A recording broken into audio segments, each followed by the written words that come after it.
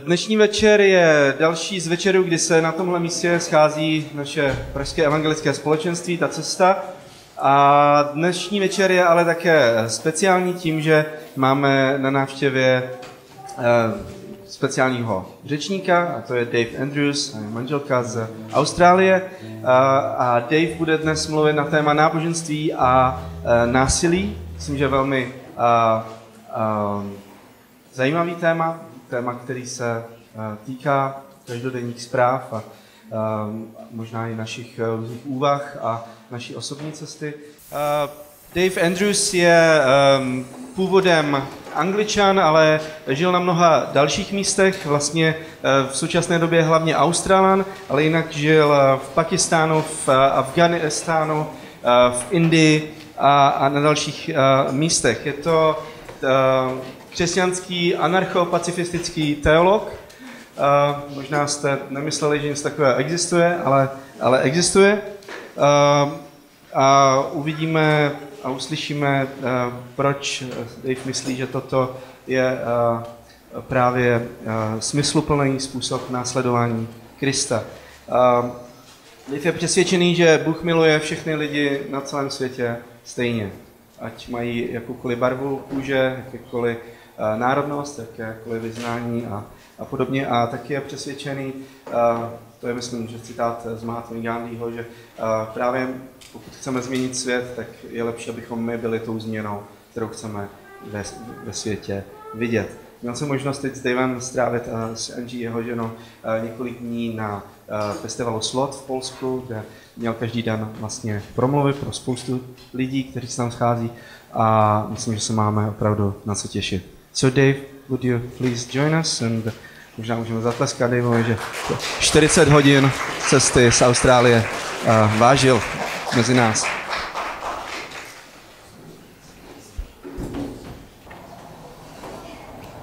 Dobrý den. Dobrý den. Good evening.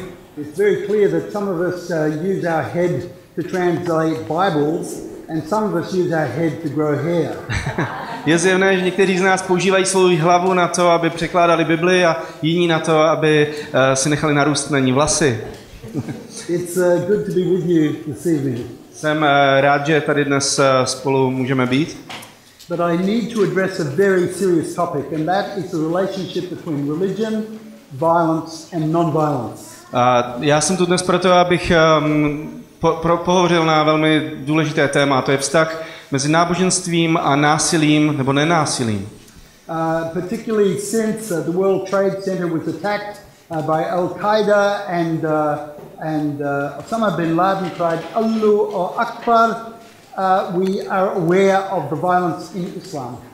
Zejména ve světě po 11. září, po útoku na World Trade Center, který udělal Osama bin Laden, kdy vlastně se terorismus začíná konat pod tím voláním Allahu Akbar, je důležité, abychom nějakým způsobem prozkoumali tenhle vztah mezi náboženstvím a násilím. And when George Bush said, God told me to strike Iraq and he sent in the troops to Shoshana or in Iraq, the Muslims became painfully aware of violence in Christianity. Zrovna tak podobně od té doby, kdy George W. Bush prohlásil, že Bůh mu řekl, aby zaútočil na Irák, aby udělal ten shock and awe campaign, tu kampaň šoku a hrůzy v Iráku. Od té doby muslimové si velice bolestně uvědomují, že také křesťanství může být spojeno s násilím i v moderní době. I first went to Afghanistan in 1972 and have been there many times for work. Poprvé jsem přijel do Afghánistánu v roce 1972 a od té doby jsem se tam mnohokrát měl možnost vrátit. The last time I was there, I spent some time in a place called Jalalabad under the control of the Taliban. Když jsem tam byl naposledy, mohl jsem být v Jalalabadu, což je město, které je pod nadvládou Talibanu. While I was there, someone told me the story of villagers trying to come to Jalalabad who were stopped by a Taliban commander on the road. Když jsem tam byl, tak mi tam vyprávěli o nějaký příběh o vesničané, o někom, kdo byl na cestě zastaven Talibanem. If they didn't pay any tax to the Taliban, the commander would order that they would be shot. Kdyby ti vesničané neplatili na tom stanovišti poplatek Talibanu, tak by byli zastřeleni. Within a year, over 1,000 villagers had been killed. A asi 1000 vesničanů bylo takto zabito během roku. So the leaders of the village went to see a mullah or Islamic leader that knew the Taliban. A tak ti vesničané šli za muláhem, za svým náboženským představitelem, který se znal s lidmi z Talibanu. And they said, can't you do something? A řekli mu, nemůžeš s tím něco udělat? He said, there's nothing to be done. On řekl, nedá se s tím nic dělat. If the people are guilty, they deserve to die. Pokud lidé jako vy si zaslouží zemřít, And if they're innocent, they would go to paradise. pokud mají zemřít a jsou nevinní, tak holt půjdou do nebe, do ráje. Now, when I went back to Australia and told this story, A když jsem se vrátil do Austrálie a vyprávěl jsem tento příběh, all my Christian friends said, typical Muslims, they justify violence in the name of their religion.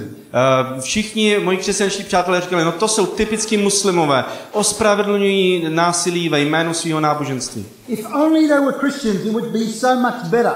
Kdyby to jenom tam byli křesťané, bylo by to celé úplně jinak a lepší. But would it? Ale bylo by?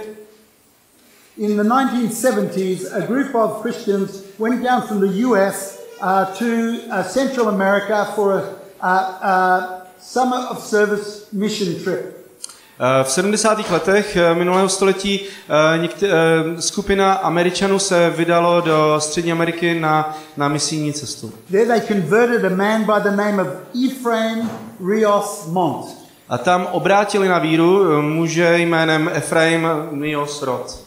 He so happened to be a general in the Guatemalan army, and within a few years had led a coup to overthrow the democratically elected government. A tento muž náhodou byl generálem v guatemalské armádě a během pár let se mu podařilo uspořádat vojenský puč a svrhnout demokratickou vládu v Guatemala. The US evangelicals were ecstatic about this Bible-believing, born-again Christian now being the president of Guatemala. A američtí evangelikální křesťané byli bez sebe nadšením, protože teďka máme znovuzrozeného křesťanského lídra, který se stal hlavou guatemalského státu.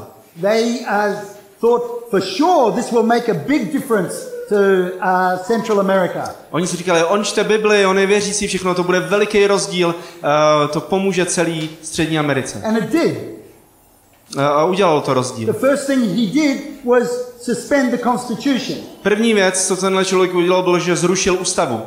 Because if you have a hotline to God, why should you consult anybody else? Protože když máte přímou linku do nebe, tak proč byste se měli bavit ještě s někým jiným? The second thing he did was declare war on the Native American population in Guatemala. Druhá věc, co udělal, bylo, že vyhlásil válku domorodým indiánům v Guatemala. He said he didn't have anything against them, but they were possessed and the only way to destroy the demons was to destroy the population.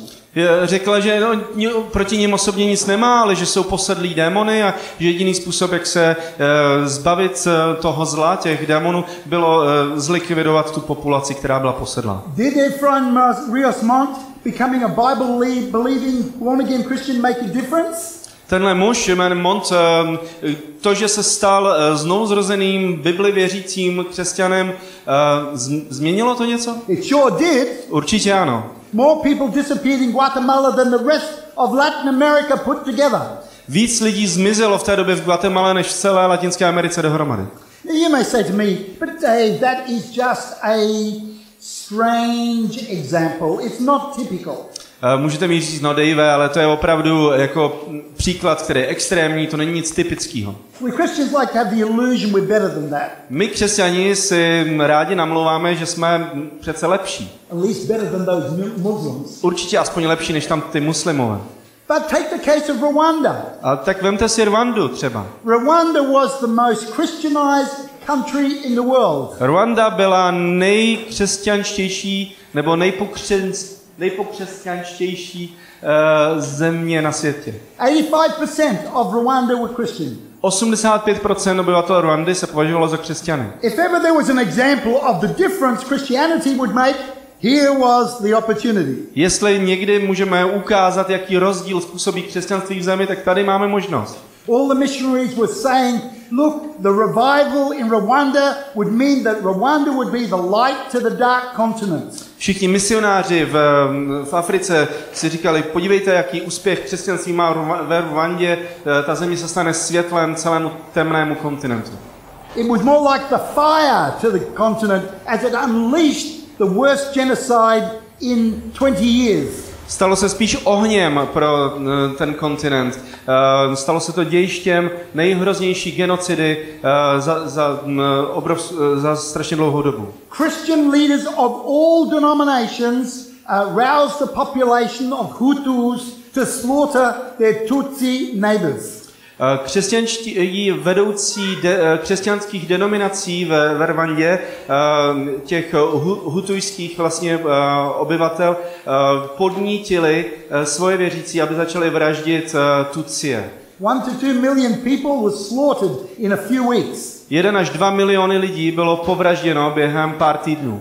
With knives and scythes and mattocks, they killed Tutsis faster than the Germans fed the Jews into the ovens at Auschwitz. Za pomoci nožů a tyčí a mačet byli schopni vraždit svoje nepřátele rychleji, než Němci vraždili Židy během holokaustu. And when Pastor Alessafon was asked why he supported the slaughter, he said, God does not want these people. He has decided to destroy them. A když se jednoho toho křesťanského vůdce ptali, proč to dělá, tak on řekl, Bůh tady nechce tyhle lidi, on se rozhodl je zničit. You see, becoming a Christian does make a difference, but it doesn't mean it makes things better. Vidíte, že se někdo stane křesťanem, to způsobí nějaký rozdíl, ale neznamená to vždycky, že ten rozdíl bude lepší, k lepšímu. Interestingly enough, in Rwanda, the only people that weren't involved in the violence were the Muslims. Zajímavý je, že ve Rwandě jediná skupina, která se neúčastnila toho násilí, byli muslimové. It's not the particular religion we believe in that leads to violence. Není to konkrétní náboženství, ve které věříme, které působí násilí. It's the particular kind of religion we believe in that leads to violence. Je to specifický způsob, jakým jsme přívrženci toho náboženství, co vede k násilí. If we believe in a religion that is a closed set, pokud věříme v náboženství, které je taková uzavřená množina, where we define ourselves over against others, kde se definujeme jakožto rozdílní lidé oproti jiným, where we believe we're right and they're wrong, když věříme, že my máme pravdu a oni se mýlí, God's for us and God's against them, Bůh je s námi a Bůh je proti nim, that will inevitably lead to violence. takové náboženství bez rozdílu vždycky vede k násilí. Whether it's Islam or Christianity. Ať už jde o islám nebo křesťanství. But if we are converted to an open set religion, Ale pokud jsme následovníci náboženství, které se dá definovat jako otevřená množina, that is not defined in terms of beliefs and behaviors, náboženství, které se nedefinuje podle toho, jakou doktrínu zastáváš, but is defined by a call to a love for God and a love for our neighbor as ourselves, ale pokud je to náboženství, které se dá definovat jako láska k Bohu a k bližnímu, we don't define ourselves or identify ourselves over against others. v takovém případě se sami nedefinujeme jako ve vztahu, v negativním vztahu k druhým lidem. But we seek to identify ourselves with others. Ale naopak se identifikujeme se všemi ostatními. After 9/11, there was the largest gathering of Muslim leaders in the world that came together. Po 11. září došlo k takovému historicky největšímu setkání muslimských duchovních vedoucích. And they came together to ask the question, how can we overcome this closed mindset religion, this hard-hearted religion where Christians and Muslims are killing one another. A oni tam řešili ten problém, jak můžeme vyřešit tenhle problém těch uzavřených množin, toho stvrdlého srdce, kdy muslimové a křesťané se mezi sebou zabíjejí kvůli tomu. So they decided to read the Torah, the Gospels and the Quran and try to find if there was something in common. A snažili se najít v Tóře, v evangelích a v Koránu něco, co je tam největší základ, co tam je největší společný jmenovatel. They couldn't have a closed mindset, my religion's right, your religion's wrong. They had to seek for common truth as sacred truth in all religions. Hledali něco jiného než tu uzavřenou množinu, že já jsem v právu a ty se mýlíš, ale něco, co mají tato tři náboženství společného. And as they read the Torah and as they read the Gospels and as they read the Quran, they realized there were many differences, but there was one thing that was the same in each sacred text. Když porovnávali Toru, Evangelia a Korán, viděli, že se to v mnohem liší, ale že tam je jedna věc, která je základním tématem všech těchto tří. Is that Jews and Christians and Muslims are all called to love God with our whole heart and mind and soul and strength and to love our neighbor as ourselves. Zjistili, že ve všech těchto třech tradicích naším největším povoláním je milovat Boha celým srdcem, vší silou, vší myslí a milovat svého bližního jako sama sebe. I was saying to Shasha on the way here how tragic it is when we developed our creeds, we left out the love of God. My jsme se o tom bavili v autě, že je to vlastně tragické, že když křesťanství vyvíjelo svá vyznání víry, svoje kréda, tak vůbec v těch krédech není zahrnuta boží láska, vůbec tam není zmíněna láska. The only way that we can find to transcend our religious differences is if we embrace one another in the love of God. Jediný způsob, jak můžeme překonat své kulturní a náboženské rozdíly, je skrze boží lásku. Pokud my všichni si uvědomíme, že jsme přijati boží láskou. Now you may look at me and just say, Dave, this is hippie shit. Možná na mě koukáte a říkáte, Dave, tohle jsou hippíský kecičky. Did he translate it? No. No. Okay. Sračky. No. Hovadiny. I'm getting him into trouble. Anyway. Hippie shit. I can say it. Okay. No problem. But I want to say to you, I believe this is true. This is right. Ale já vám řeknu, že opravdu tomu věřím, že tohle je opravdu pravda. Let me give you an example. Dám vám příklad. All of us have heard about the conflict between Christians and Muslims in Nigeria. Všichni jsme slyšeli o konfliktu mezi křesťany a muslimy v Nigerii. Boko Haram probably has killed more people than Al-Qaeda. Boko Haram, tamnější vlastně ta síť teroristická, zřejmě povraždila víc lidí než Al-Qaida. In Nigeria, there were two people leading militias fighting each other. V Nigerii byli dva vlastně vůdci těch milicí, kteří bojovali mezi sebou. One was an imam, Muhammad al-Shafa. The other was a Christian, James Wuye. Jeden byl muslim, jmenoval se Mohamed al-Shafa, a druhý byl křesťan, jmenoval se James Wuye. Yes. Both of these Christian and Muslim leaders were leading their people in fighting one another and killing one another.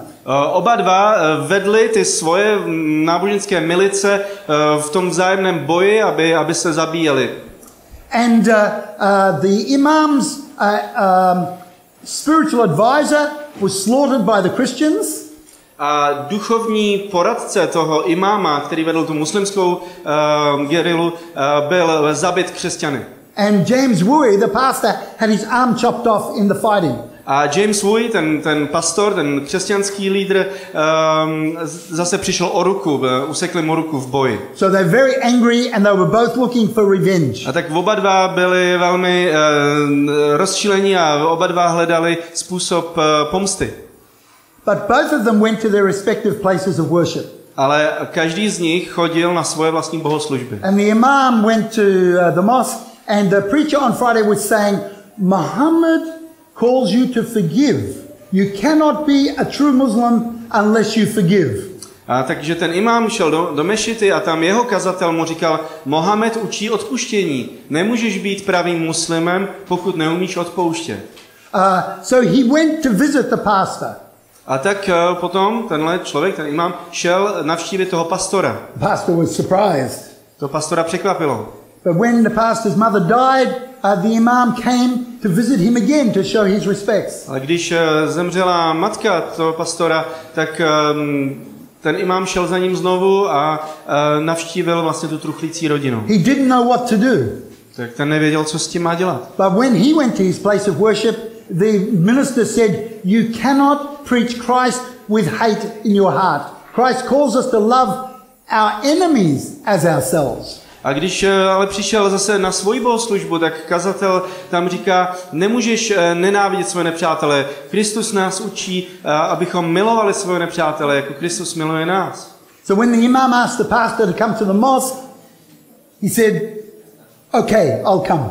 A tak když potom ten imám pozval toho pastora, ať přijde k němu do mešity, tak ten pastor řekl, tak dobře, tak já přijdu. He was frightened because he thought maybe this would be an ambush. Bál se, protože měl za to, že to může být léčka. But he went. Ale šel. They sat down together. A tak se tam posadili spolu. And they forgave each other. A odpustili si. And they made peace. A smířili se. Many of us Christians believe in the propaganda that we believe in grace, but they believe in law.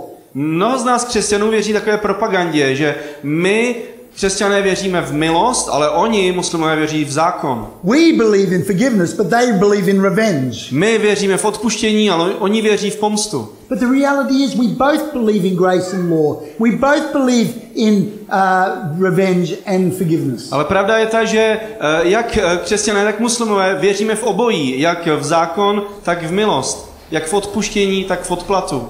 And we need to go deep within the traditions of our religions to discover the compassion that is at the heart of all true religion. A obě dvě ty skupiny potřebujeme jít hluboko ke kořenům své víry, abychom porozuměli, že tam je soucit a slitování.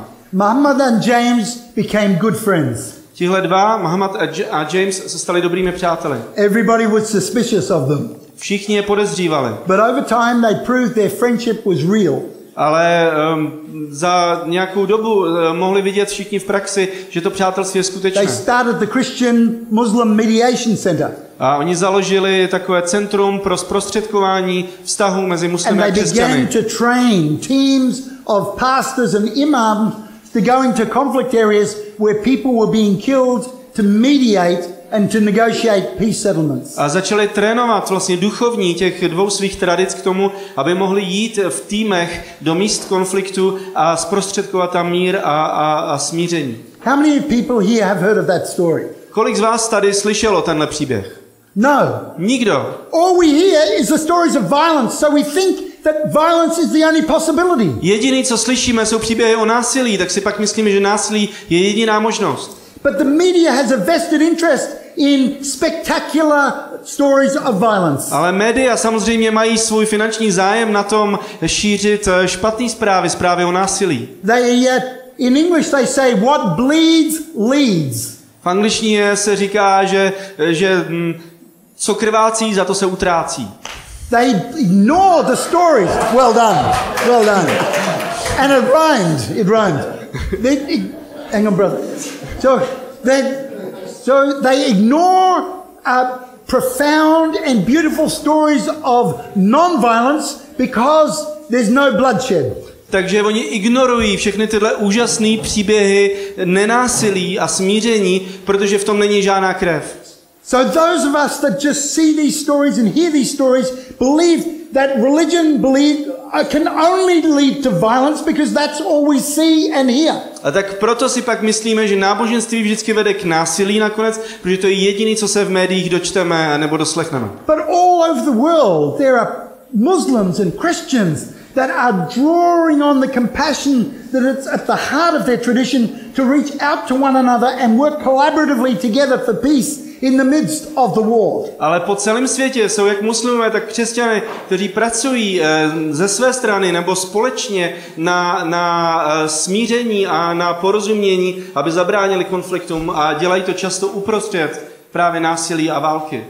Recently it was Ramadan. Nedávno teď skončil Ramadán.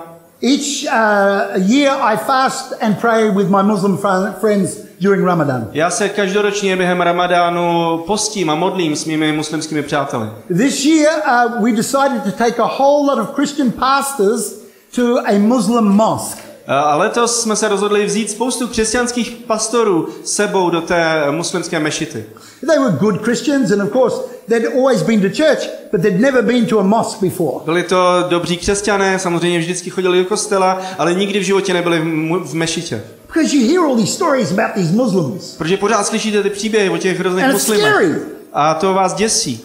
So they were feeling nervous when we went to the mosque. Takže byli nervózní, když jsme vstupovali do mešity. But we went to mosque for the evening meal after the fasting during the day and they were welcomed like long lost friends. A my jsme tam šli vlastně po setmění, kdy vlastně ten půst se přerušuje, kdy se společně hoduje a byli tam přivítaní jako dávní přátelé. They were overwhelmed with the hospitality of the people of these mosques. Byli naprosto přemoženi tou pohostinností a láskou, se kterou se nám setkali. Because it was contrary to the stereotype. Protože to odporovalo těm stereotypům. But what made it even more remarkable was this. Ale co na tom bylo ještě zvláštnější, bylo tohle. That this particular group of Muslims that was extending hospitality to these Christians, že tahle konkrétní skupina muslimů, která se tak pohostinně zachovala ke křesťanům, were Bosnians. Byli to Bosňáci. And all of the people there lived with the memory of Christians like us slaughtering 8,000 Bosnian Muslims. A tihle všichni bosenští muslimové žili se vzpomínkou na to, že 8 000 jejich muslimských bratrů bylo povražděno ve Srebrenici křesťany, jako jsme my. But instead of cutting our throats, ale místo, aby nám podřízli krk, they served us cups of tea and coffee. Tak nám vařili kafe a čaj. How often do we hear stories like this? Jak často slyšíme tyhle příběhy? These are the stories we need to become aware of. Tyhle příběhy potřebujeme znát. I was talking to a imam recently. Nedávno jsem mluvil s jedním imámem.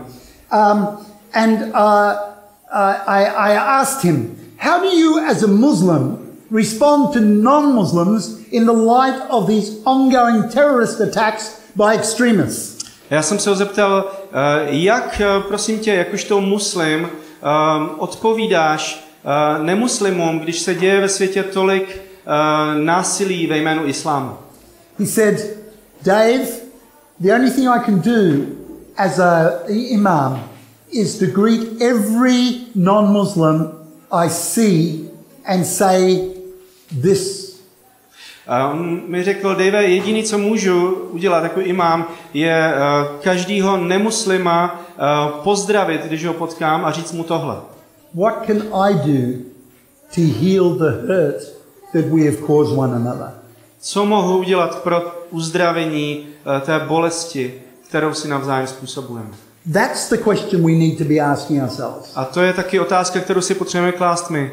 How can we draw on our tradition of love for God and love for our neighbor so that full of love we go to people and ask the question, what can I do to heal the hurt that we have caused one another? Jak můžeme jít ke kořenům naší vlastní tradice, která učí, že máme milovat Boha a milovat svého bližního? Jak můžeme potom jít k druhým lidem plní lásky a ptát se, co mohu udělat pro to, aby se uzdravily rány, které si navzájem způsobujeme? I think that that's probably enough for me to begin to open up a conversation. So we were interested to hear whether you have any questions you'd like to ask. Takže myslím, že to je jako na úvod stačí to, co jsem teďka řekl, abych otevřel konverzaci, a pokud máte nějaké otázky, tak o nich můžeme diskutovat dál. Okay. Já se zeptám teda anglicky, ale I mean, from all that you've said, it's very interesting, but it sounds almost apologetist for the violence inherent to religion. I mean, you talked about all these good, nice stories that have happened here and there, but I mean, how do you explain kind of centuries of religious violence? Přeložím do češtiny jenom. Jo. To všechno bylo hezký slyšet a to je prima, ale skoro to znělo jako, že omlouváš nebo odsouváš na stranu všechna ta století násilí, které vlastně inspirovalo náboženství.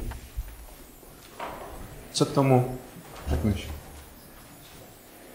I don't want to apologize for violence in the name of the religion. Já nechci omlouvat násilí ve jménu náboženství. In fact, the first two chapters in my book are looking at the violence in the Christian tradition and violence within the Muslim tradition. Vlastně tady mám knihu, která se jmenuje The Jihad of Jesus, Ježíšův džihad, a první dvě kapitoly jsou tam věnované právě násilí páchanému ve jménu křesťanství a násilí páchanému ve jménu islámu. There is no excuse for violence in religion. Neexistuje žádná omluva pro násilí, zejména ve jménu náboženství. It is never justifiable.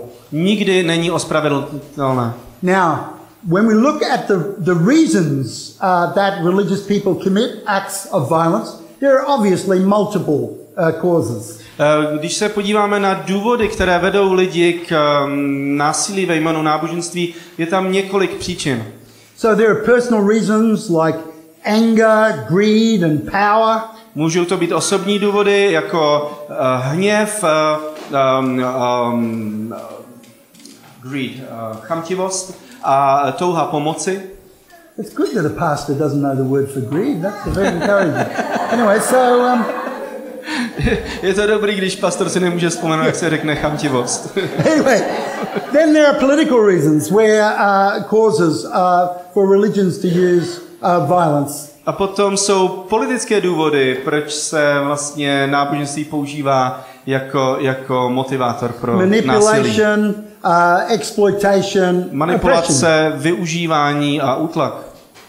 But I think there are distinctively religious reasons for violence, which I think we need to address.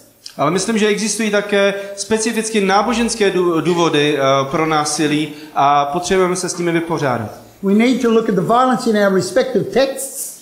Musíme se podívat na to, jak naše svaté texty se vztahují k otázce násilí. We cannot avoid the violence in our respective texts because we consider these sacred texts, and if we take the text out of context, it just is a sacralization of violence.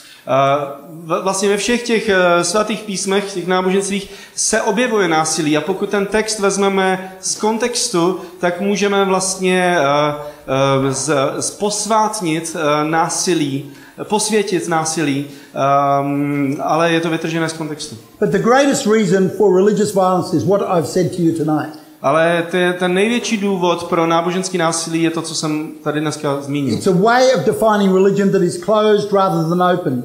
Je to způsob, jak provozovat náboženství jako uzavřenou množinu, ne otevřenou. That defines itself over and against others. Kdy se definujeme jako v rozdílu oproti jiným. That defends itself over and against others. Pokud se vlastně definujeme nějakou obranou oproti druhým. And we all know the best form of defense is attack. A všichni víme, že nejlepší obrana je útok. So I believe a closed mindset inevitably leads to violence. Takže věřím, že ta mentalita uzavřené množiny nevyhnutelně vede k násilí. So I believe we need to transcend our religious traditions and rediscover a spirituality of compassion that does not define ourselves over against others, but helps us identify with others. Takže já věřím, že všichni máme úkol jít ke kořenům našich náboženských tradic, najít právě tam ten soucit a slitování a naučit se potom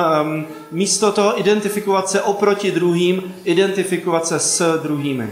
If you heard me apologizing for the violence of religion, then I must apologize to you because I am totally opposed to violence and am myself a follower of Jesus and practice radical, non-violent intervention in civil conflict, in street violence and domestic violence.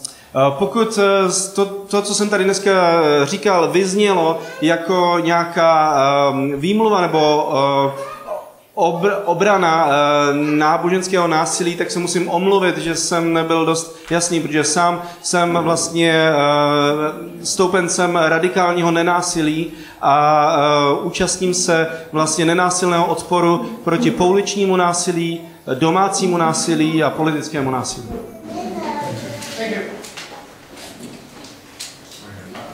Any other questions? Ještě nějaké otázky?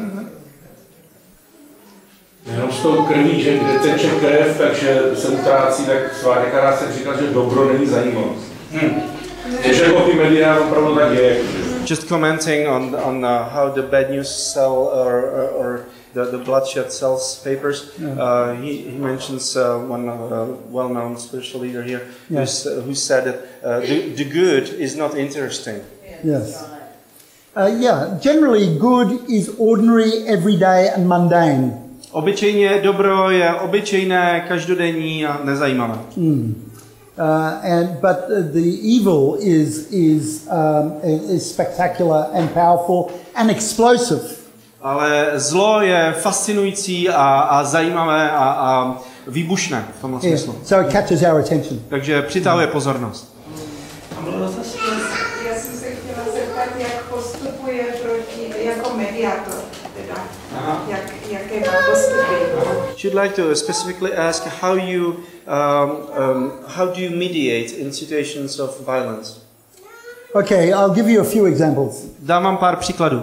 I was walking down the road with my younger daughter. Jednou jsem šel po ulici se svojí mladší dcerou. A man comes out of a house with a big lump of wood and starts bashing a woman over the head in the middle of the street. She bleeds and falls to the ground. A jak jsme šli, tak z jednoho domu vyběhla žena a muž a on jí mlátil kusem dřeva, mlátil jí do hlavy, takže krvácela. I say to my younger daughter, what do you think I should do? Zeptal jsem se naší malé dcerky, co myslí, že bych měl teď udělat. And she said, you should help that lady, daddy. A ona říkala, myslím, že bys měl té paní pomoct, tati.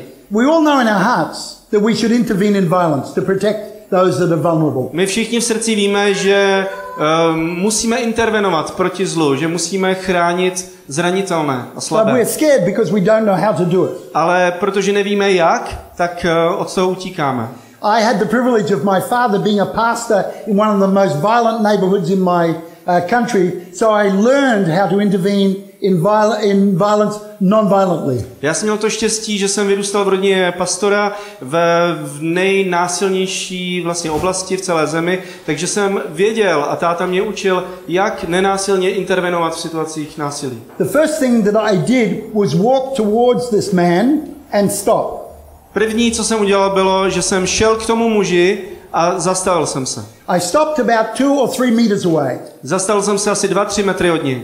That is very important to do. You don't rush in or get into people's face because those are all signals that suggest you want to escalate the violence. To je velmi důležité, nejít až úplně do jeho zóny soukromí, úplně k němu, protože to signalizuje, že na něj útočíte, že chcete eskalovat to násilí. You show you're interested, but you keep a distance. Ukážete svůj zájem o tu situaci, ale udržujete vzdálenost. And the advantages of that is if they turn around with their lump of wood to attack you, you have a head start to run. Další výhoda je, že když ten člověk se otočí s tím klackem na vás, tak máte náskok pro útěk.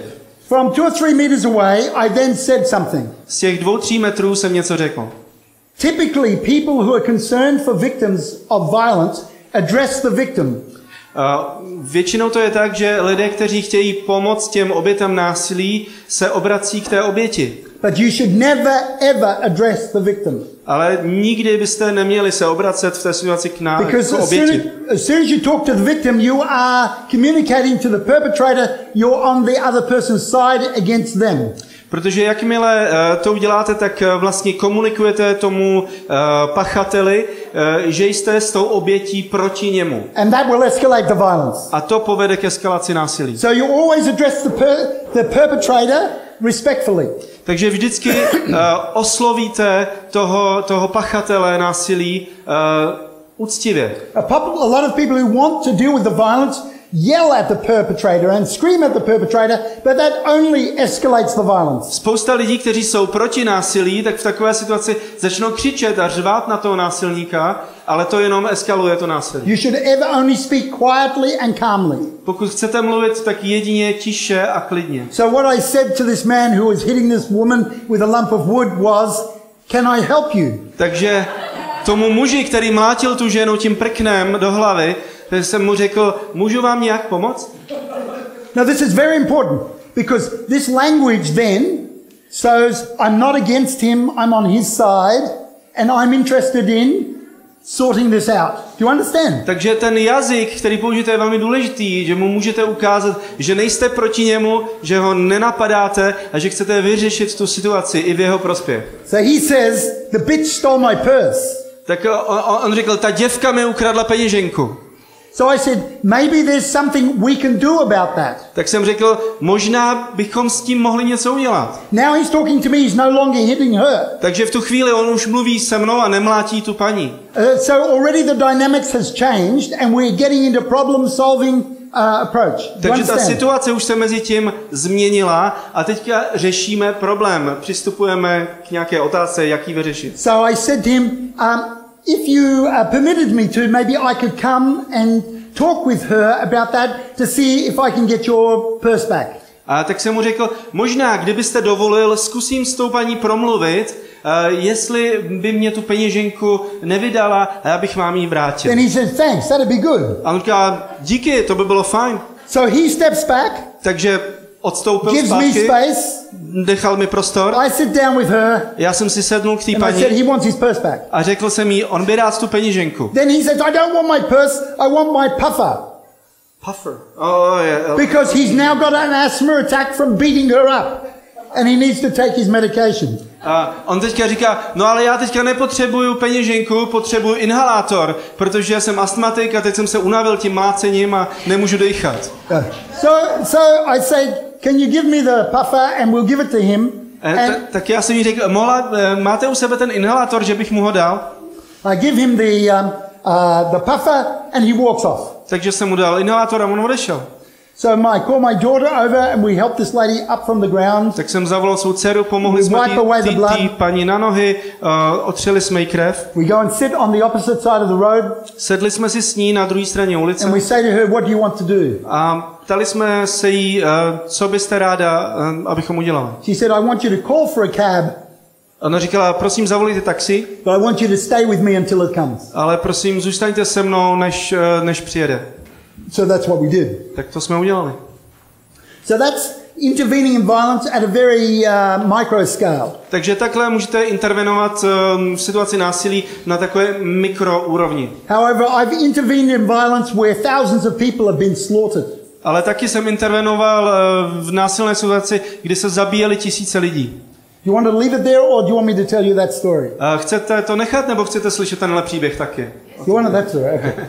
So I was in Delhi in 1984. Mrs. Gandhi, the Prime Minister, was killed by her Sikh bodyguards. Byl jsem v roce 1984, jsem žil v Indii, v době, kdy Indira Gandhiová byla zavražděna svými bodyguardy, kteří byli Sikhové. Hindus immediately erupted around the city and started killing their Sikh neighbors. Po celém městě okamžitě povstali hinduisti a začali pobíjet svoje sikhské sousedy. Within 24 hours where I lived, they killed 5,000 people. Tam, kde jsem bydlel, tak během 24 hodin pobili 5,000 lidí. The city was set on fire because the Sikhs run a lot of businesses and they broke into their businesses and set them on fire. Po celém městě byly požáry, protože Sikhové často měli obchody a hinduisti je rozbíjeli a zapalovali. I said to my wife, I need to go out there and try to rescue some Sikhs. Tak jsem řekl svý ženě, musím tam jít a zkusit zachránit nějaký ty Sikhy. She said, before you do that, why don't you find out what other Christians are doing? A ona mi řekla, no než se tam vydáš, tak co kdybys nejdřív zjistil, co dělají ostatní I křesťané. phoned up other people in my church and they said, we're going to the church to pray against the spirit of violence unleashed on the streets. A tak jsem se zeptal lidí od nás z naší církve, z našeho sboru a oni řekli, no my jdeme do kostela a modlíme se tam proti tomu duchu násilí, který se rozpoutal po I said, but městě. don't you live next to Sikh neighbors? A já jsem říkal, no ale vy nebydlíte vedle svých sikhských sousedů? So you're going to abandon your Sikh neighbors to go to church to pray and claim the blood of Jesus so you don't have to shed your own. Takže vy opustíte teďka ty svoje sousedy, půjdete do kostela a necháte je tam samotný a budete vzývat krev Ježíše, abyste nemuseli prolít svoji krev? This is how we often use our religion to justify our inaction. Takže takhle často používáme svoje náboženství, abychom ospravedlnili svoje vlastní reakce. I thought this was abominable. Já jsem si myslel, že to bylo hrozný. But it's easier to criticize other people than it is to take alternative action yourself. Ale je snadnější kritizovat druhý lidi, než sám udělat něco jiného. I borrowed a friend's motorbike and set out on the street. Půjčil jsem si kamarádovu motorku a jel jsem po ulici, jestli najdu nějaký Sikhy. I had this idea that maybe we'd drive on a motorbike by mobs chasing a Sikh. A měl jsem takovou představu, že třeba natrefíme na nějakou hordu hinduistů, který honí nějakého Sikha. We'd zoom up in front of the mob, put the Sikh on the back of the motorbike and zoom off into the distance. Takže tam přijedeme rychle, nabereme toho Sikha na motorku a pojedeme zase rychle And like a pryč. Hollywood movie, everybody would clap and cheer, the music would play and we would be the A heroes. přesně by to bylo jako v hollywoodském filmu, všichni by tleskali, muzika by k tomu udělala fanfáru a my bychom byli But the hrdinové. first corner I got to, there were 100 people with iron bars and knives and lumps of wood blocking the street. Ale první rok, na který jsme přijeli, tak tam vlastně byl dav hinduistů, kteří měli klacky, tyče, nože a vlastně zablokovali tam celou dopravu. So I had to get off the motorbike. No Hollywood ending here. Takže jsem musel slést z motorky. Žádný hollywoodský happy end se tam nechystal. I said in Hindi, Namaste, kya haal hai? Hello, how are you? Řekl jsem tam hindsky namaste, ale dobrý den, jak se máte? I said, what are you doing here? Co tady děláte? They said, we're here to kill Sikhs. A my jsme tady, aby jsme zabíjeli Sikhy. We're stopping the buses and then we're climbing on the buses and if we find any Sikhs, we're going to pull them off by their hair and then we're going to set them on fire. Čekáme tady na zastávce a když přijede nějaký autobus, tak se podíváme, jestli tam jsou nějaký Sikhové. Když tam jsou, tak je čapneme za vlasy, vytáhneme je ven a zapálíme je. And then they said, what are you doing here? A oni říkali, a co chceš tady dělat ty? Proč jsi tady ty? And I thought, oh my gosh, how am I going to tell them this? A já jsem říkal, tak jak jim asi řeknu tohle? I can't be a threat, so I've got to make a joke about it. Říkal jsem si, nesmím vypadat jako hrozba pro ně, tak udělám vtípek. I said, if I told you, you'd think it was silly. Tak jsem jim řekl, no kdybych vám řekl, proč tu jsem, tak byste mysleli, že si dělám legraci. Hoping they would think it was silly. A tak jsem doufal, že budou Batal, myslet, že si dělám legraci. tell us, why are you here? A oni říkali, ne, jen nám řekni, proč jsi tady. I said, I'm here to stop you. Tak jsem říkal, no já jsem tady, abych vás Well, zastavil. they laughed at me, A tak se smáli, which was the best possible response, což of bylo course. to nejlepší, v co jsem mohl And they doufat. started pushing me around A začali mě strkat, to prove how powerful they were and how powerless I was. aby ukázali, jak oni jsou mocní a jak já jsem bezmocný. A bus came. They pushed me aside, climbed on the bus, looked for Sikhs, but no Sikhs. Přijel autobus, oni do něj vlezli, odstrčili mě pryč, prohledali autobus, jestli tam jsou nějaký Sikhové. Naštěstí tam žádný nebyl. Now I'm saying to myself, if there are Sikhs on the next bus, I've got to confront this mob to save the Sikh. Já jsem si říkal, no ale jestli budou Sikhové v příštím autobusu, tak musím ten dav konfrontovat, aby žádný nezabili. And my only hope is to humanize myself so that when they're faced with the possibility of killing me, they hesitate. A tak jsem si říkal, moje jediná naděje je humanizovat se v jejich očích, ukázat se být člověkem, aby když potom mě budou chtít zabít, aby si uvědomili, že chtějí zabít člověka. So here I am with this mob wanting to kill people, and I'm asking them where they send their children to school, and I tell them where I'm sending my children to school. We take out our wallets, we show our pictures of our wives, we talk about wives, and just to try to humanize the relationship so that when the moment comes, they hesitate. A tak jsem tam stál před tím krvežíznivým davem a z peněženky jsem mu dal fotky svojí ženy a svých dětí a vyprávěl jsem jim o nich a kam chodí moji děti do školy a ptal jsem se jich na jejich manželky, na jejich děti, kam posílají děti do školy. A tak jsme tam stáli, čekali na ten autobus a povídali si o dětech a o manželkách. So, it's really weird. Here you are with a killing mob. Takže- And you're talking about the kids going to school and what wife, yeah. Takže fakt to bylo divný. Oni tam čekali, že budou vraždit lidi a přitom si krátili chvíli povídáním o manželkách a dětech. But it's your only hope. Ale to byla moje jediná šance humanizovat se v jejich očích. Another bus comes and now they're no Sikhs, so now they're getting very angry. Takže přijel další autobus a zase v něm nebyli žádní Sikhové. Takže oni byli fakt naštvaní, že In Australia we have a highly technical term for this. v Austrálii máme na to velmi takový přesný technický termín. We say they were getting pissed off. My říkáme, že ty lidi byli nasraný. Yeah.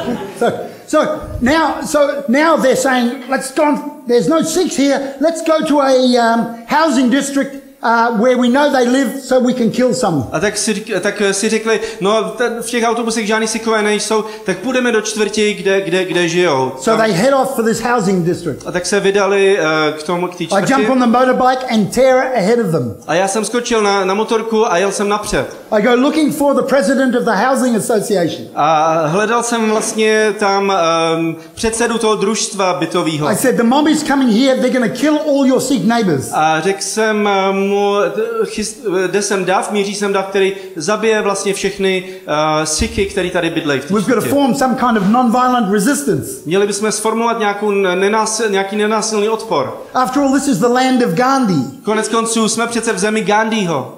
And he says to me, On mi řekl, what if they kill some Sikhs? That is very good. That will teach them not to kill our prime minister. a on řekl, jestli zabijou nějaké Sikhy, tak to bude moc dobré, aspoň se naučí nezabíjet naše premiéry. And I'm going, oh God, where is Gandhi when you need him? A já jsem říkal, bože, kde je Gandhi, když ho zrovna potřebuješ? At that moment I heard these people scream for help. A v tu chvíli už jsem slyšel ty lidi, jak křičí o pomoc. I jumped back on the motorbike and zoomed to where this house was being surrounded by the mob. A tak jsem skočil na motorku a jel jsem k domu, který byl zrovna už obklíčen davem. I pushed through the mob on my motorbike, Prodral jsem se tím davem na motorce, jumped off the motorbike and stood in front of the door and then turned round to face this mob.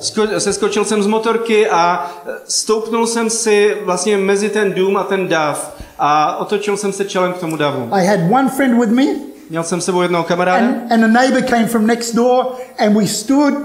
Sorry, I'm going to start crying. a přišel jeden soused z vedlejšího vchodu a stáli jsme tam. Omlouvám se, že jsem We dorazil. stood in front of that door with our hands together like this and said, Shanti Rahe, please be at peace. Please do not hurt these people. We beg you not to hurt these people. A tak jsme tam stáli před ním a drželi jsme se za ruce a říkali jsme Shanti Rahe, prosím, neubližujte těm lidem, nezabijejte. These guys were crazy with killing lust. Tyhle lidi úplně šíleli krvežíznivostí. They smashed through the gates. They started smashing through the windows. Prolomili bránu a začali rozbíjet okna toho They domu. set fire to the house. Začali zapalovat ten dům. They took the top of my petrol cap off my motorbike, threw a match in that. That was burning. Očrobovali víko mojí nádrže na motorce, hodili tam sirku zapálenou, motorka se vzněla. They were crowding closer with their knives and their lumps of wood and their iron bars. A blížili se tyhle ty lidi s těma nožema a klackama, železnýma tyčema. And I was praying. A já jsem se modlil. So this is the relationship between religion and non-violence. Takže tady máte vztah mezi náboženstvím a nenásilím. Oh God, please help. Bože, prosím pomoc. But I'm shaking. A třásl jsem se. Because I knew that if one of these persons hit us, they would all hit us, and we would be cut to pieces like thousands of other people were killed that day. Věděl jsem, že jestli jeden z nich nás udeří, tak se na nás vrhnou všichni a rozsekají nás na kusy jako tisíce dalších, kteří byli zabití ten den. I looked them in the eyes, they looked me back, Podíval jsem se jim do očí a oni mě and they hesitated. a začali váhat. And in that moment, they stood back and they said, okay, we'll go down the road and get someone else. A tak v tu chvíli se zastavili a otočili se pryč a řekli, tak půjdeme třeba někam jinam. In a few moments, the army arrived and the mob fled. A během chvíle dorazila armáda a ten dav rozehnala. And the family came down from the roof. Ta rodina slezla dolů ze střechy. And they were crying and we were crying. A brečeli a my jsme brečeli s nimi. And we all embraced one another. Všichni jsme se objímali. Even 10 years later when I went back to Delhi. I po 10 letech, když jsem se pak vrátil do Dillí. And I stayed with a Sikh family in South Delhi. Přenocoval jsem tam v jižním Dillí u jedné sikhské rodiny. For bed and breakfast. Oni tam měli pohostinství. They took my passport. Vzali si můj pas. And within 5 minutes they came back and they said, a během 5 minut se vrátili a říkali, are you the Dave Andrews that saved the Sikhs? Ty jsi ten Dave Andrews, co zachránil Sikhy před smrtí? All the police had run away. Všichni policajti utekli. These people were completely defenseless. Tyhle lidi byli naprosto bezbraní. It's in moments like that we discover what we really believe. V takovýchhle chvílích zjistíme, čemu vlastně věříme. If we say we believe in Jesus, když říkáme, že věříme v Ježíše, we will lay our bodies on the line to protect the people that are vulnerable. Tehdy jsme připraveni položit svůj život v obraně lidí, kteří jsou zranitelní. This is the example of Jesus. To je Ježíšův příklad. And we need to practice what we preach. A my potřebujeme dělat to, co kážeme.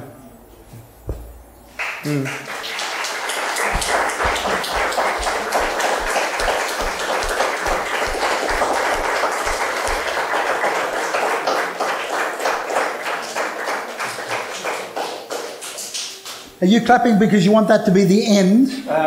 Tleskáte, protože už chcete skončit? If it is, we can leave it there. That's a good way to finish Jestli jo, tak tohle je dobrý konec a můžeme skončit. I think more questions. He wants some more questions. So. Jestli chcete, viděl jsem ještě pár rukou, tak pár dotazů tam vzadu byla, myslím. Už to je trošku jiné tady na ten, ale takhle se mi fajně k tomu moc mluvit, protože většinou nemluvím a určitě násilí plodí násilí a cesta je opravdu bezpodmínečná láska mezi lidmi. Jenom na začátku, jak bylo srovnáváno židovství, křesťanství, islám, tak protože jsem četl islám, četl jsem historii vzniku islámu, tak se trošku se mi ježí úplně na zádech, jakoby to srovnávat židovské náboženství, křesťanství s islámem, prostě ještě navíc to, když si představím, že v těch muslimských školách jsou děti, ženy jsou dedikovat za stavně v ten Korán,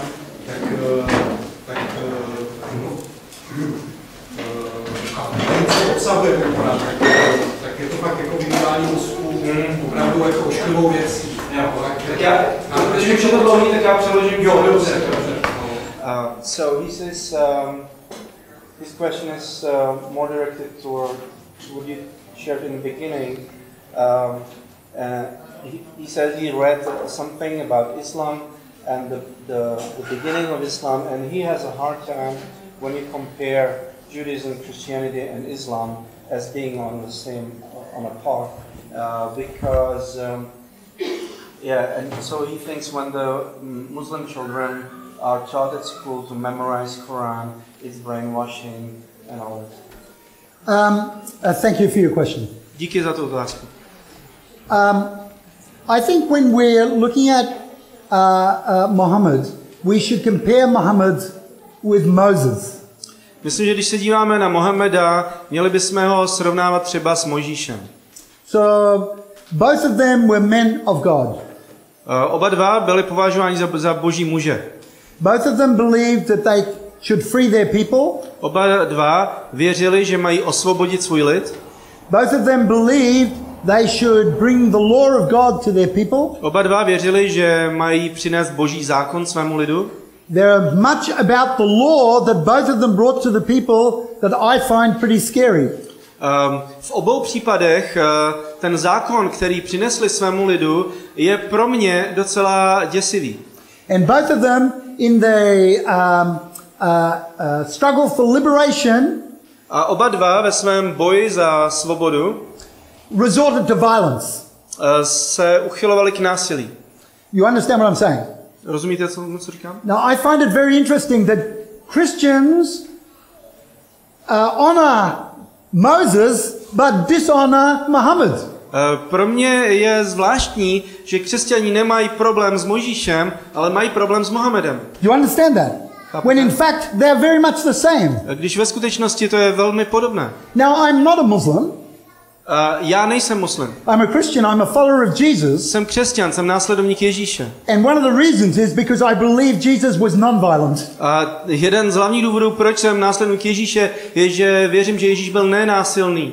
He demonstrated the love of God in a way that absorbed people's animosity and hostility and responded non-violently. On reprezentoval Boží lásku takovým způsobem, že absorboval vlastně lidské zlo a násilí a vzal to na sebe. But I think we need to be fair that if we as Christians honor the text of the Jews that involves violence, then we should also honor the text of the Muslims that involves violence. A myslím, že bychom jako křesťané měli být v tom případě féroví. A pokud respektujeme židovský text, který obsahuje násilí, tak proč bychom nemohli respektovat muslimský text, který obsahuje násilí? Especially because we refer to that text that the Jews have as the Old Testament, as part of our Bible. Obzvlášť proto, když ten židovský text označujeme za starý zákon jako za součást naší Bible. I think there are real problems with the stories we teach our children from that text, which are very violent. Myslím, že je to docela problematický, že naše děti učíme v nedělní škole příběhy z Bible, ze starého zákona. Ty příběhy jsou často velmi násilné. Like killing all the people in Sodom. Například vyvraždění celé Sodomy. Like slaughtering all the Philistines. Jako pobití všech Filištínů. Huh? Co? These are terrible stories of genocide. To jsou hrozný příběhy genocidy. Huh? And they're in our text. A to jsou naše texty. Are there issues for Muslims to deal with in terms of their own text? Yes. Jsou problémy, s kterými se musí muslimové vypořádat v jejich vlastních textech? Ano. But we Christians also have problems to deal with in our own text. Ale my jako křesťané se taky musíme vypořádat s problémy v našich svatých textech. And maybe we can come together and help each other deal with the violence in our respective texts. A možná potom si můžeme navzájem pomoct, jak se vypořádat s našimi svatými písmy.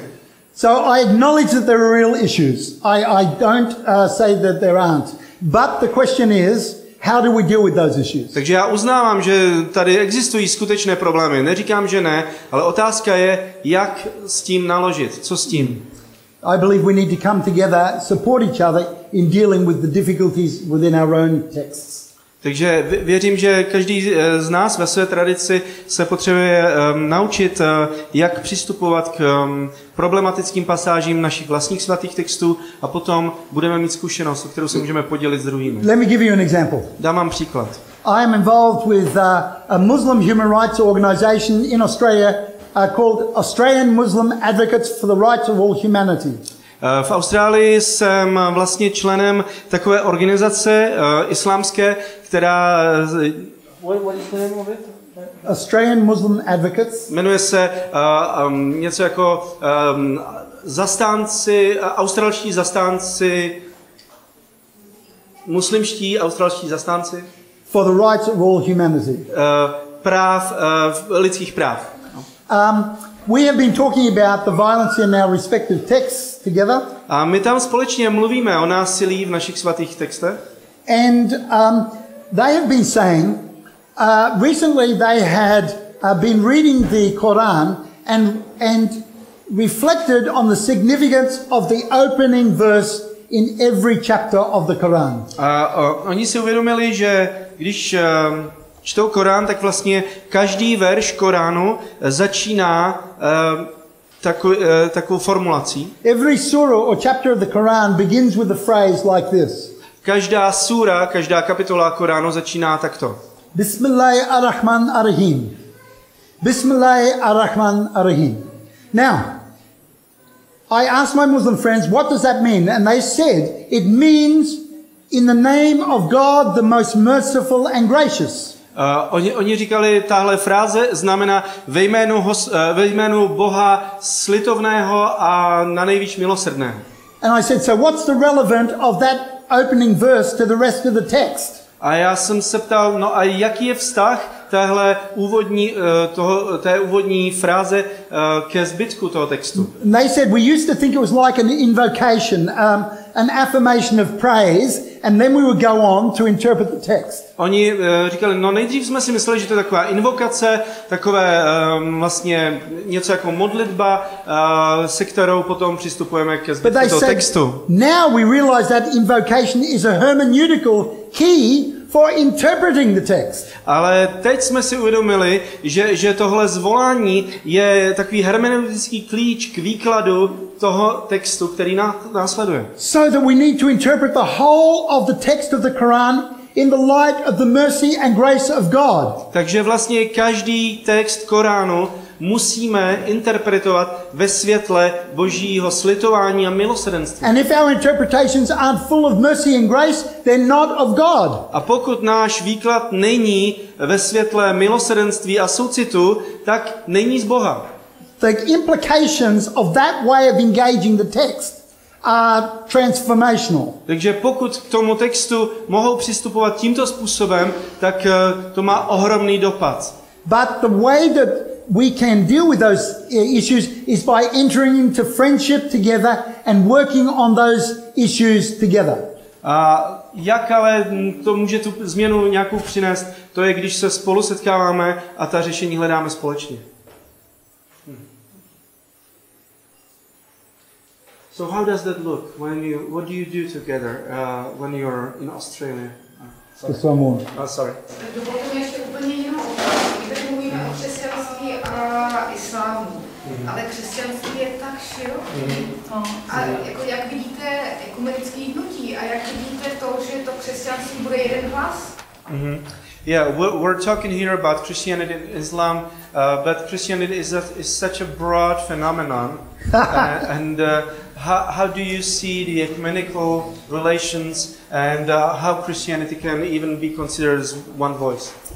Absolutely accurate statement. Naprosto přesný vyjádření. Děkuji. And what I would say to you A co bych k tomu řekl? is that there's the same spectrum in Islam as there is in Christianity. Že v islámu je zrovna tak široký spektrum, jako je v křesťanství. In Christianity we have our psychopaths like Donald Trump. V křesťanství máme svoje psychopaty, jako je Donald Trump. Huh? And in Islam they have their psychopaths. A v islámu mají taky svoje psychopaty. But the research shows that Muslims in the Middle East, when asked the question, how many people do you think it's whether it is legitimate to kill innocent people for a just cause, 5% agree with that, the rest do not. Zajímavý je, že se dělal nějaký výzkum, kde se ptali lidí v islámském světě, jestli si myslí, že je v pořádku ve jménu nějaké spravedlivé věci zabíjet i nevinné lidi jako vedlejší By comparison, a 5% lidí řeklo, že ano, že je to v pořádku. By comparison, when they asked Christians in America how many of them believed that it's valid to kill innocent people in a just cause, 6% agree with that. Ale ve srovnání s tím v křesťanské Americe, když se ptali, jestli je ospravedlnitelné ve jménu spravedlivé věci zabíjet i nevinné, tak 6% řeklo, že ano. The overwhelming majority of Muslims and Christians do not agree with that. Drtivá většina muslimů i křesťanů s něčím takovým nesouhlasí. So there's a whole spectrum of views within both traditions. Takže v rámci obou těch tradic je celé spektrum názorů. There's not one Christianity, there are many Christianities. There's not one Islam, there are many Islams. Není jedno křesťanství, je jich mnoho. Není jeden islám, ale je jich mnoho. So we need to approach any Muslim that we meet takže potřebujeme přistupovat k jakémukoliv muslimovi, s kterým se setkáme, without preconceptions. bez předsudků.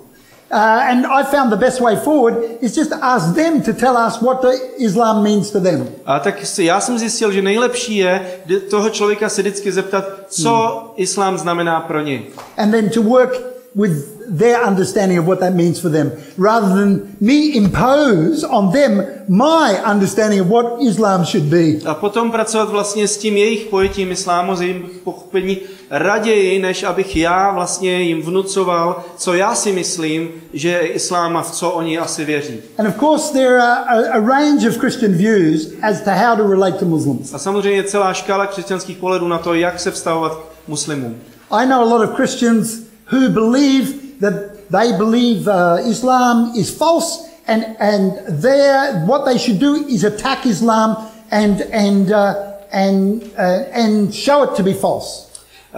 Znám spoustu křesťanů, kteří jsou přesvědčeni, že islám je falešné náboženství a že co my jako křesťané máme dělat, je konfrontovat islám a ukazovat, jak je to falešný. And some of my Muslim friends are constantly attacked by Christians. Někteří moji muslimští přátelé jsou neustále takto napadáni mými křesťanskými přáteli. They mock their religion and they try to convert them to Christianity. A oni vlastně pomlouvají to jejich náboženství a snaží se je obrátit na křesťanství. But not all Christians are like that. Ale všichni křesťané nejsou takoví. My approach is to relate to Muslims as brothers and sisters in the Abrahamic family of faith. Já k ním přistupuji jako k mým bratrům a sestrám v abrahamovské rodině víry. I say that I too believe in the God of Abraham, like Jews and Christians and Muslims do, and maybe together we can try to understand God better together. Já jim říkám, že věřím v Boha Abrahamova, stejně jako Židé, křesťané a muslimové, a že možná toho Boha poznáme lépe, když ho budeme poznávat společně. I don't agree with everything Muslims say about God. Já nesouhlasím se vším, co muslimové říkají o Bohu. But I don't agree with what most Christians say about God either. Ale já nesouhlasím ani s tím, co většina křesťanů říká o Bohu. So we need to develop this culture of tolerance and patience and respect in which we can discuss these things rather than kill each other. A tak potřebujeme vytvořit nějakou kulturu tolerance a trpělivosti a otevřenosti raději, než abychom se navzájem zabíjeli. Thank you. Yeah, that's right. Shashi was just asking me, so how do you actually do this?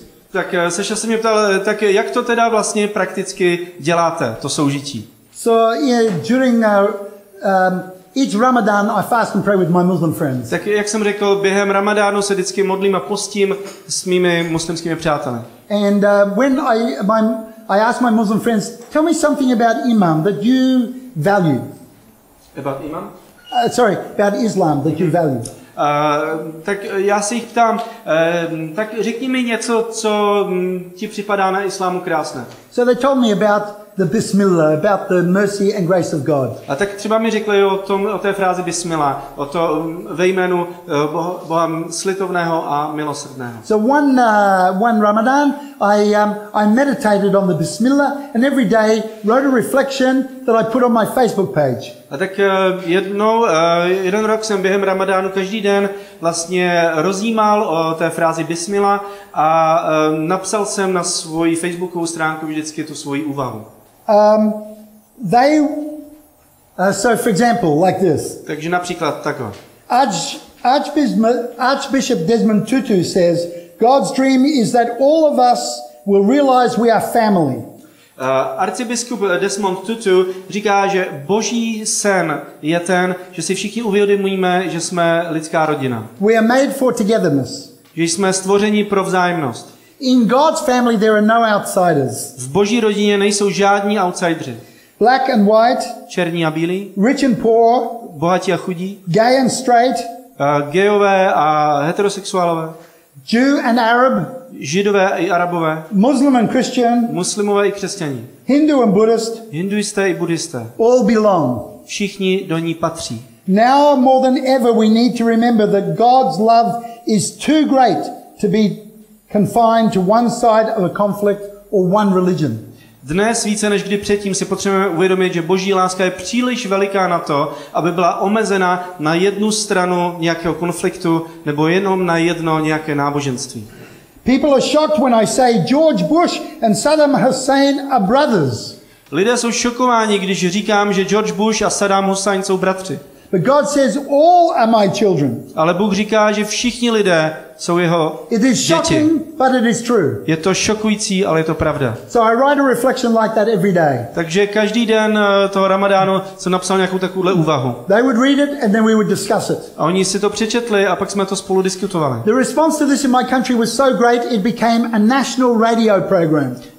V mé zemi v Austrálii na to byla taková odezva, že se z toho stal vlastně celostátní rádiový program. And this little book was published. A vznikla z toho tato knížečka. And it was launched by a Muslim organization. A tu knížečku vydala muslimská organizace. As together we tried to explore what does it mean when we say we believe in a God of mercy and grace. Společně se snažíme přijít na to, co to znamená, když všichni říkáme, že věříme v Boha milosti a milosrdenství. So I find this incredibly exciting, very beautiful and very wonderful. Takže moje zkušenost z toho je, že to je opravdu vzrušující a krásné. But unfortunately, many Christians from my own tradition see me as a heretic, as a traitor, and as a blasphemer. Ale bohužel mnozí křesťané z mé vlastní tradice mě vnímají jako heretika, jako rouhače a odpadlíka. So I'm not asking you to agree with me. Takže já vás nežádám, abyste se mnou I'm just souhlasili. asking you to think about these things, talk about these things, pray about these things, and read the Gospels. Já vás jenom žádám, abyste o tom přemýšleli, abyste o tom diskutovali a abyste četli evangelium. And see if there's not a better way forward than fighting each other. A abyste sami zvážili, jestli může být lepší cesta vpřed, než vzájemné boje. Thank you. That's probably enough, I think. Já myslím, že to I have a stačí. song Já mám that maybe I píseň, could play for you. kterou bych vám možná mohl If you zahrát. have this song I wrote after a riot in my country. Tuhle píseň jsem napsal po jednom povstání nebo bouři v mé zemi. And it's called Don't Be Afraid. A jmenuje se Don't Be Afraid, nebojte se.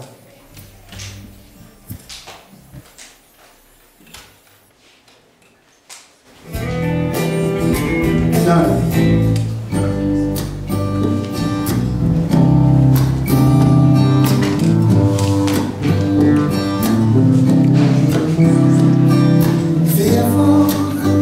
Fearful. We're fearful of others. Bojíme se druhých. Fearful of contact with people. Bojíme se kontaktu s lidmi, Unless they're just like us. pokud nejsou přesně takový jako my. Fearful. Bojíme se. We're fearful of difference. Bojíme se rozdílu. Fearful of conflict with strangers Bojíme se střetu s who cizinci, aren't the same as us. kteří nejsou stejní jako my. But God's embrace is great. Ale Bůh zahrnuje ve své His milosti amazing grace never fails. všechny lidi. Jeho milost nikdy neselhá. God's love conquers hate. Boží láska vítězí nad So don't nenávistí. be afraid. Tak nebojte se. Repeat.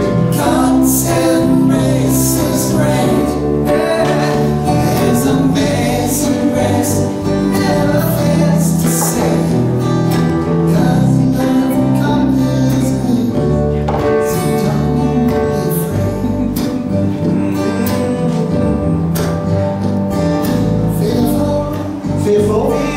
We're fearful of changes. Bojíme se změn.